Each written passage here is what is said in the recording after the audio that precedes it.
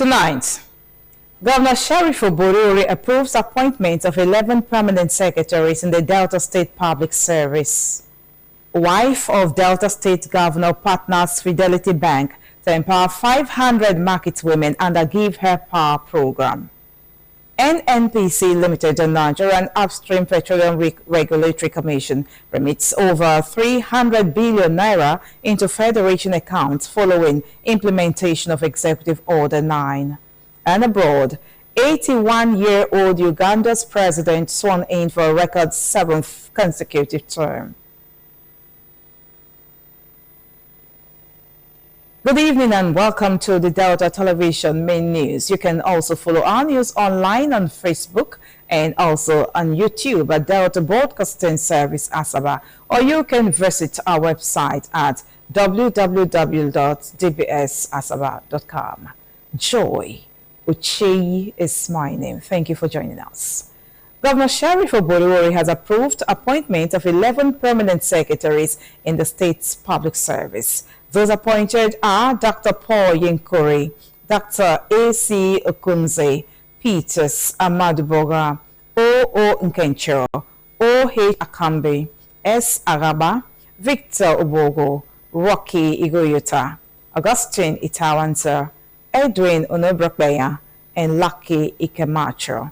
A statement signed by the Permanent Secretary, State Protocol Matters in the Directorate of Government Housing Protocol, Mr. Nelson Teshola, said the newly appointed permanent secretaries will be sworn in tomorrow, May 13, at the Unity Hall, Government House, Asaba, by 10 o'clock in the morning. The statement requests guests to be seated by 9:30. The wife of the state governor and founder of the Urumata Charity Foundation, Deaconess Tobore Oborevwori, in partnership with Fidelity Bank PLC, has launched the Give Her Power Empowerment Program for 500 market women in the state. The program, unveiled at Government House, Asaba, is aimed at promoting women empowerment, financial inclusion, and supporting women engaged in small-scale businesses across the state. Florence Oyibodoro reports. We'll bring you details of that report in as the bulletin goes on. Stakeholders in the Igbidi community have been advised to embrace peace and dialogue in order to resolve the lingering crisis in the area. Special Advisor to the State Governor on Peace Building and Conflict Resolution, Chief Edwin Uzo, gave the advice during separate meetings with various community stakeholders at Ole in Isoko South local government area. Henry Unogwa reports. Chief Uzo, who presided over the meeting, said the state peace team held separate meetings with women, youth, elders, president generals, former president generals, and other stakeholders in Igbide community over concerns surrounding the king's alleged unbearable attitude. He said the team listened to the grievances of the various groups and stressed the need for unity, dialogue, and cooperation among community members, urging all parties to shun violence and work towards lasting peace and development in the oil-producing community. The special advisor added that Governor Sheriff Oborevwori has zero tolerance for communal crises and advised the Odiolubo in waiting to remain patient pending the completion of necessary formalities for leadership transition. All of them are saying the same thing. What they're saying is that the attitude of the king is becoming unbearable. They should go back and see how they can reason with the king, talk to him in those things he has disagreed, that is bound to agree, so that the community can be peaceful and they move ahead. Yeah, my message to the community is that they should believe in themselves and embrace peace.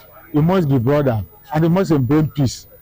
Earlier, representatives of various groups, including the Odios, Iletus, narrated their grievances, accusing the king of refusing to marry an indigenous woman as queen.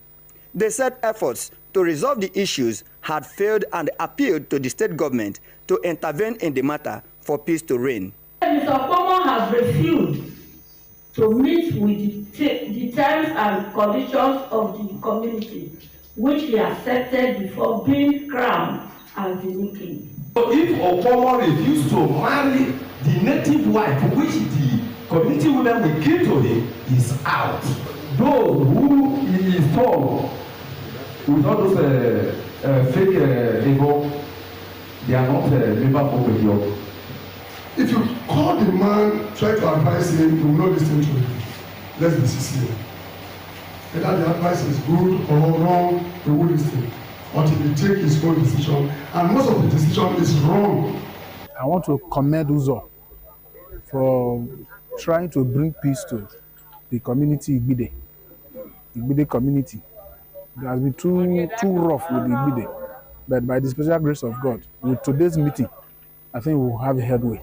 The stakeholders, however, appreciated the state government for its prompt intervention and pledged to maintain peace in the community. Henry Onogwa reporting. The National Human Rights Commission has reaffirmed its commitment to strengthening the promotion and protection of human rights in the country through implementation of the National Action Plan NAP 2024-2028. This formed the focus of discussions during an implementation meeting on the National Action Plan for the promotion and protection of human rights in Nigeria held in Asaba. Henry Usiayo reports. The Executive Secretary of the Commission, Mr. Tony Ojukwu, described the action plan as a framework aimed at advancing human rights in line with global standards adopted at the 1993 World Conference on Human Rights in Vienna, Austria. Represented by the State Coordinator of the Commission, Shiano Chaku, Dr. Ojukwu said the plan reflects a collective commitment by government institutions and non-state actors to address human rights challenges and build a more inclusive society. He noted that the meeting was convened to review implementation at the action plan strategies, clarify responsibilities among stakeholders, and strengthen collaboration between government agencies and civil society organizations. Basically, is to bring together ministries, departments, and agencies and civil society organizations to intimate them on their role in terms of promotion and protection of human rights. This consultative forum is about the National Action Plan on the promotion and protection of human rights. This is just to make sure that we make ministries, departments, and agencies aware of their roles, that whatever it is they're doing that affects humanity, affects human rights. We're looking at education, we're looking at health, we're looking at housing, we're looking at food, we're looking at peaceful environment. All these things are human rights issues. Participants commended the Commission for organizing the engagement and pledged to work together to reduce cases of human rights abuse while promoting justice, accountability, and respect for human dignity. This is one thing that I have always craved for, where all the major stakeholders in the field of human rights are brought together and we discuss and plan and see how we can synergize to ensure that human rights are upheld in every facet of human society. Human rights is not what they can fight alone. That's why they are collaborating with other ministries and parastatals so that they can fight the fight. Is very impactful and detailed, down to earth, and they simplified it to the level of the common man. We are doing our best, but interference from the larger family, influential people, and the traditional rulers, sometimes the clergy. The meeting featured lectures and interactive sessions on the implementation of National Action Plan. Henry Usiayo reporting.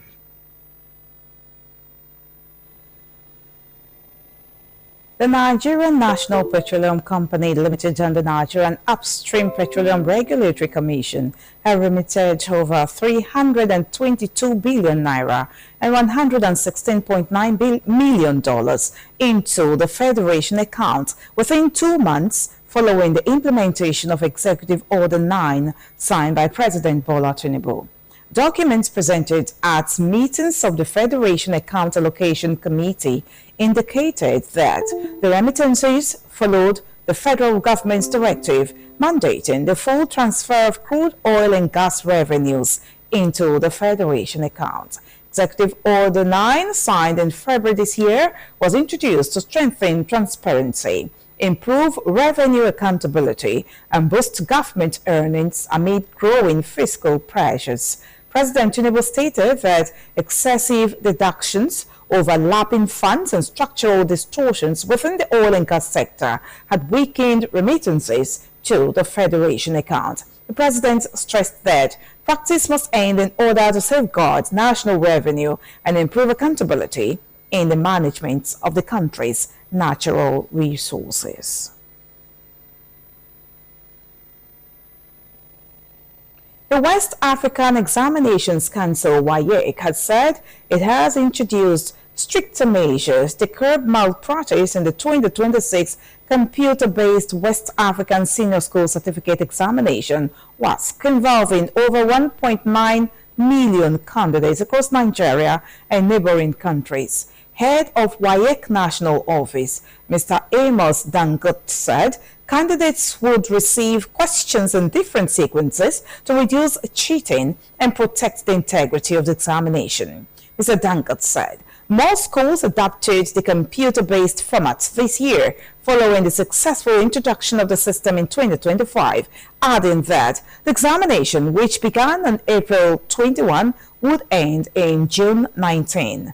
WAEC also warned candidates, parents, and schools against engaging in malpractice and rogue websites, stressing that offenders will be prosecuted. The council said results will be released 45 days after the final paper.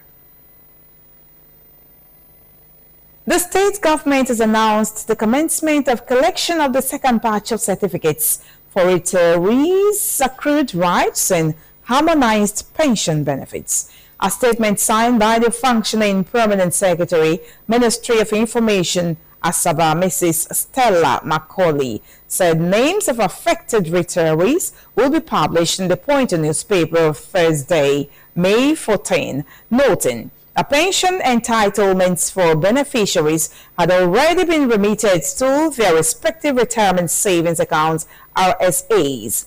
According to the statement, pensioners whose names appeared in the earlier publication of March 6 but are yet to collect their certificates are advised to do so immediately to avoid further delay. It explains that retirees with accrued rights are expected to present 4 passport photographs alongside valid means of identification, including national identity card, voter's card, driver's license, or international passports. Also, retirees under pension harmonization are to present old copies of their pension certificates, 2 passport photographs, and valid identification, while representatives of indisposed retirees must provide letters of authorization and valid identification of both parties. The statement added that next of kin of deceased retirees are also required to provide passport photographs, valid means of identification, and letters of authorization where applicable, while members of the public seeking further clarification were advised to contact the ministry through the designated WhatsApp number 9139 987 552 0913 998 7552. I'll take that again. 0913 998 7552.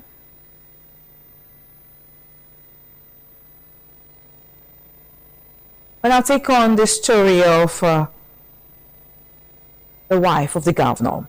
The wife of the state governor and founder of the Umata Charity Foundation, Deaconess Tobore Oburiwori, in partnership with Fidelity Bank PLC, has launched the Give Her Power Empowerment Program for 500 market women in the state. The program, unveiled at Government House, Asaba, is aimed at promoting women empowerment, financial inclusion, and supporting women engaged in small-scale businesses across the state. Florence Oyibodoro brings details. Speaking at the event, Dickness Oborewori described the initiative as a transformative intervention designed to restore hope, strengthen families, and build a better society, while commending Fidelity Bank for complementary banking services with social investments targeted at vulnerable groups. The governor's wife disclosed that 400 beneficiaries received cash grants totaling 20 million naira, while 50 women were empowered with grinding machines and another 50 with sewing machines. Dickness Oborewori further announced an additional donation of 20 million naira from her foundation, increasing the cash grant for each of the 400 women from 50,000 naira to 100,000 naira. She urged the beneficiaries to make proper use of the support to expand their businesses. I commend Fidelity Bank PSA for going beyond banking to touch lives in meaningful and sustainable ways. Your commitment to empowering women, supporting small businesses, and investing in communities is both commendable and inspiring. So I want you, as they are giving you this grant today, put in your best. Put it into good use. And I want to sound it as a warning as a mother of the state. The grinding machine they are giving to you and the sewing machine, please do not go and sell them. Please. In a welcome address, the wife of the Deputy Governor, Ezinne Catherine Oyeme, spoke on the impact of the program and commended Fidelity Bank for this partnership. This program is created to help women grow, become more independent, and create better opportunity for themselves and their family.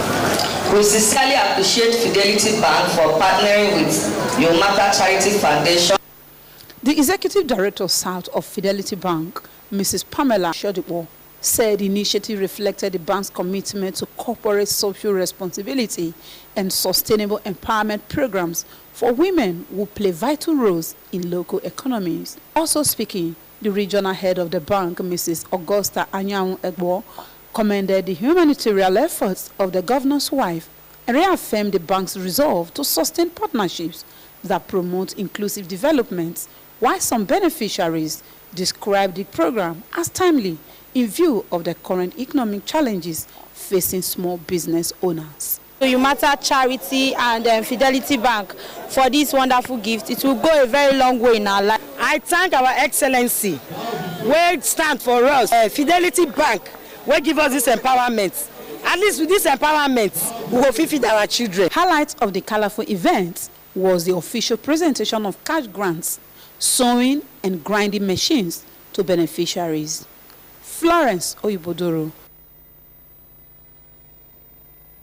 As fake native doctors face the long arm of the law in Anambra State, the government has also commenced a crackdown on fake pastors accused of preaching salvation without true gospel.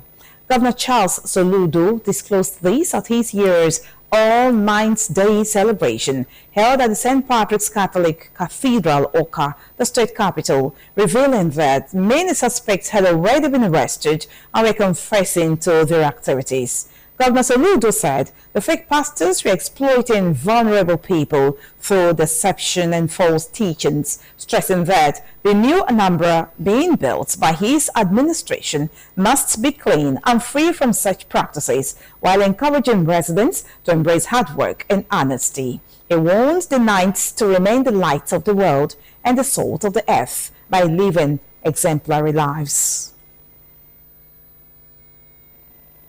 The monthly general meeting of the University of Benin Alumni Association holds tomorrow. A statement by the chairman, Mr. McCartney Oberto, says the House of Assembly Press Center is venue of the meeting, scheduled to begin at 4 p.m. The statement has enjoined members to be punctual while calling on alumni of UniBen who are yet to identify with the body to do so. Still to come on the Delta Television Main News, 81-year-old Uganda's president sworn in for a record 7th consecutive term. We'll be back shortly with details of this and more. Stay with us.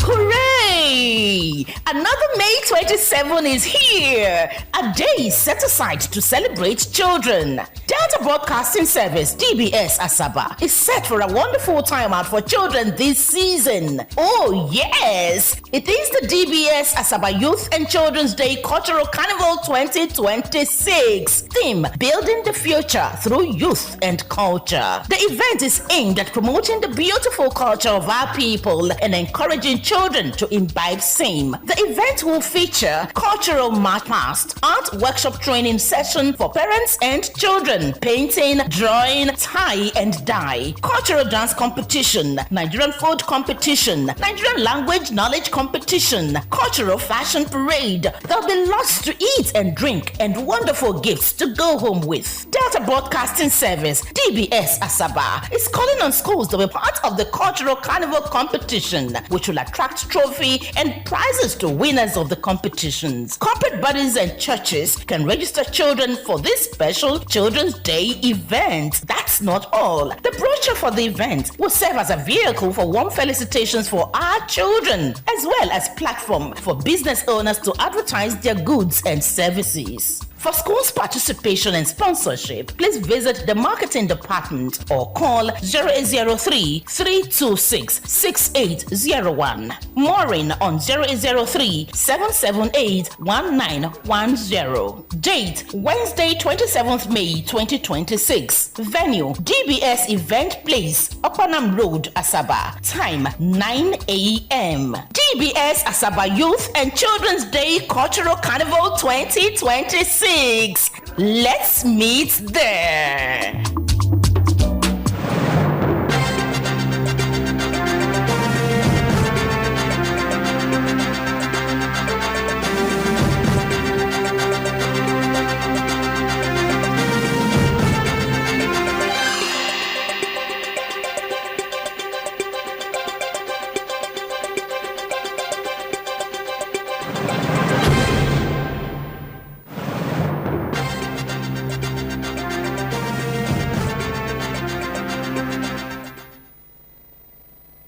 Thank you for staying on. If you're just joining us, you are watching the Delta Television main news. We're going straight to the foreign scene. Uganda's president, Yoweri Museveni, has been sworn in for a record 7th consecutive term following his victory in the disputed January elections, extending his rule as one of Africa's longest-serving leaders. Heavy security presence, including armored tanks, were deployed across the capital, Kampala, ahead of the inauguration, as authorities said the measures were aimed at maintaining public order. In his inaugural speech, President Museveni called on Ugandans to focus on wealth creation, job opportunities, peace and infrastructure development. The Ugandan leader secured more than 70% of the votes cast and is expected to remain in office until 2031. However, his main challenger, Bobi Wine, rejected the outcome of the poll, alleging widespread ballot stuffing, an accusation denied by election officials. President Museveni also accused the opposition of attempting to overturn the election results through violence, describing them as terrorists. Meanwhile, rights groups have continued to criticize the Ugandan government over an alleged crackdown by security forces after the elections.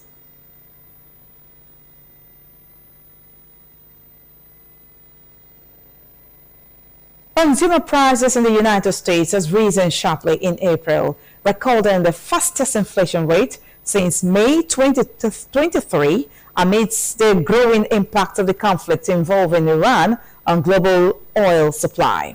According to the U.S. Bureau of Labor Statistics, inflation climbed to 3.8% from 3.3% recorded in March, driven mainly by rise in energy, food and housing costs. The increase follows disruptions to oil shipments through the Straits of Hormuz, which has pushed up global crude oil prices and raised the cost of gasoline in the United States. Data from the AAA Motoring Group showed that the average price of unleaded fuel rose to $4.50 per gallon, the highest level since July 2022. Analysts say the latest inflation figure reduces the chances of interest rate cuts by the U.S. Federal Reserve this year. Investment manager at Wealth Club, Isaac Steele, said the inflation surge could even place further interest rates hikes under consideration. The development comes ahead of the expected assumption of office by Kevin Warsh as chairman of the U.S. Federal Reserve, replacing Jerome Powell. President Donald Trump had repeatedly criticized Powell over his refusal to cut interest rates and is reportedly expecting Warsh to adopt a more flexible monetary policy.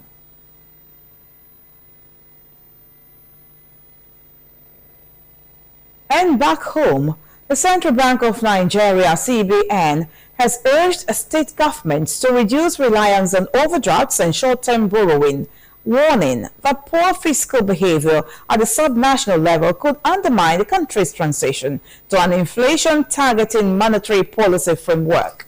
The Deputy Governor in charge of Economic Policy Directorate, Dr. Mohammed Abdullahi, gave the warning during an engagement with state officials organized through the Nigerian Governors Forum NGF Secretariat in Abuja.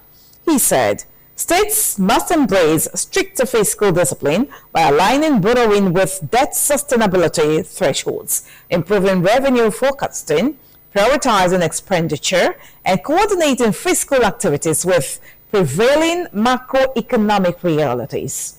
Dr. Abdullahi explained that inflation targeting required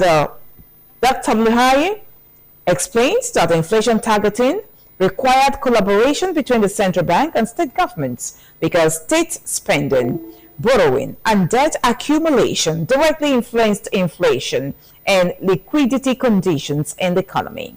Also speaking, the director of the Monetary Policy Department, Dr. Victor Obu, described inflation targeting as a framework that will benefit households, businesses, and governments by improving policy credibility and reducing uncertainty. Representatives of over 20 states who attended the engagement reaffirmed support for the CBN reform agenda. The development came as figures from the Debt Management Office, DMO, showed that the combined external debts of the 36 states and the Federal Capital Territory, FCT, rose from $4.80 billion in December 2024 to $5.68 billion by December 2025. That's our news. Here's a thought for the day. Best way to avoid disappointment is to stop thinking everyone is your friend.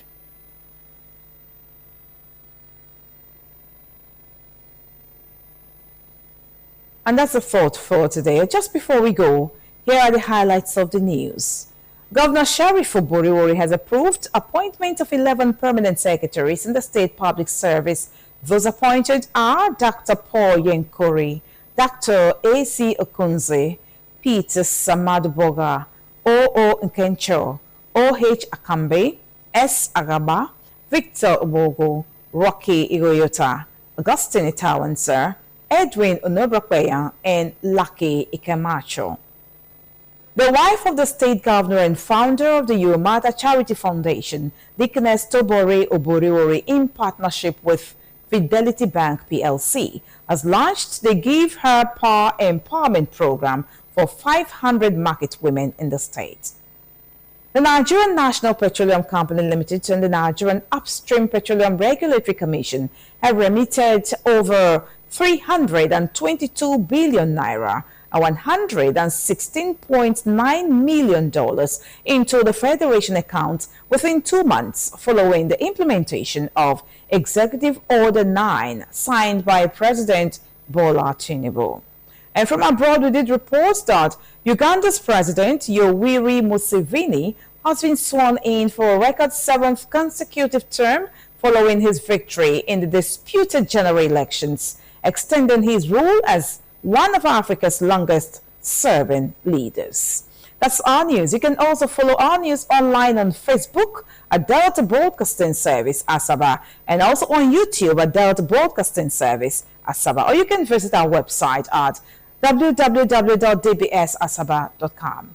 On behalf of the entire news crew, Joy Ochei is my name. Thank you for watching. Good night.